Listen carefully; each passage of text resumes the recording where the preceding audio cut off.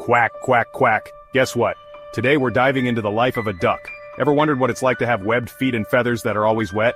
Well, let's find out. It's a duck's life for me. Swimming in ponds, waddling around, and quacking all day long sounds like a dream, right?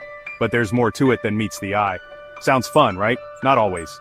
Imagine standing in a puddle on a rainy day with water soaking through your feathers. It's not as glamorous as it seems. Imagine this. You just hatched. Your feathers are fluffy. The world is exciting. Everything is new and fresh. But there's a catch. But guess what else? You're soaking wet. Being a duckling means always being wet. Whether it's from the rain or a quick dip in the pond, wetness is a constant companion. It's a fact of life. You jump in the pond, wet. It rains, even wetter. There's no escaping it. Water is everywhere. Your mom decides to shake water off her feathers, you guessed it, super wet. And there's no way to avoid the splash zone. And you thought having a bath was bad. It's not just the being wet part. It's the constant feeling of dampness that never goes away. It's the things that come with being wet. Muddy feet, soggy breadcrumbs. Everything you touch is damp and squishy. And don't even get me started on trying to stay afloat on a windy day. The water gets choppy, and swimming becomes a real challenge. It's like trying to swim in a blender. The waves toss you around, and you have to fight to keep your head above water. So, next time you see a duck, remember, it's not all quacks and giggles. There's a lot more to their wet and wild life than you might think. Being a duckling means always being hungry. And finding food, let me tell you, it's a free-for-all out there.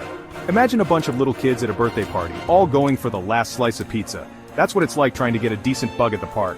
First you have to fight off the pigeons. Those guys are mean. Then there are the squirrels, always trying to steal your nuts. And don't even get me started on the seagulls.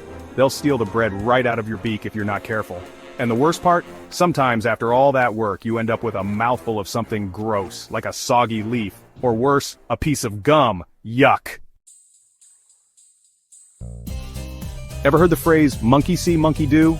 It's a saying that perfectly captures how we often mimic what we see without thinking twice about the consequences. Well, for ducklings, it's more like duckling see, duckling do something really dumb. We tend to follow the actions of the older ducks, thinking they know best. We're not the smartest birds in the pond, let's be honest.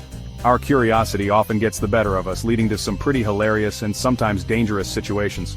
One time I saw a big duck jump off a rock and into the water. It looked so graceful and fun, like the perfect dive. So guess what I did? I jumped off the rock too, thinking I'd make a splash just like the big duck.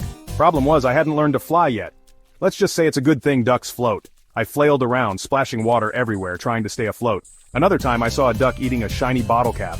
It caught my eye because it was so sparkly and looked like a tasty treat. I thought, hey, if he's eating it, it must be good. Boy, was I wrong. That shiny object was not food and it definitely wasn't tasty. My tummy hurt for days. Being a duckling is tough, especially when you're not the sharpest tool in the shed. We learn through trial and error, and sometimes those errors are pretty painful. Section 4. Fashion disasters. Feathers are not always fabulous. You'd think having feathers would be cool, right? I mean, they look so soft and fluffy and they come in all sorts of beautiful colors and patterns.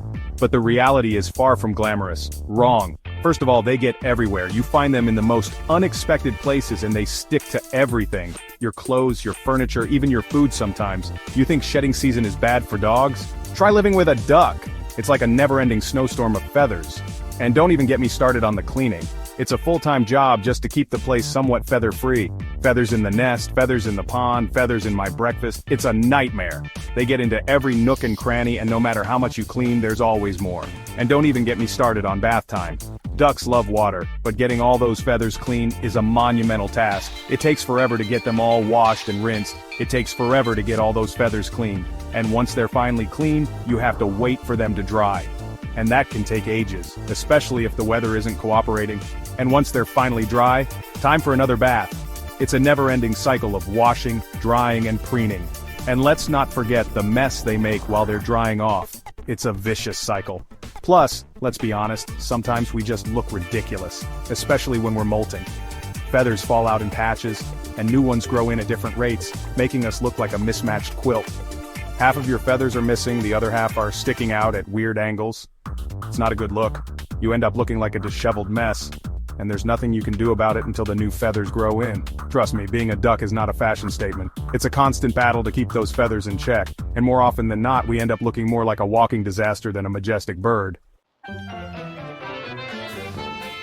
Section 5. Waddle while you can embracing the duck life. Okay, so maybe being a duck isn't all bad. We get to swim every day, eat yummy bugs, most of the time, and hang out with our friends. Plus, have you ever seen a duckling waddle? It's basically the cutest thing ever.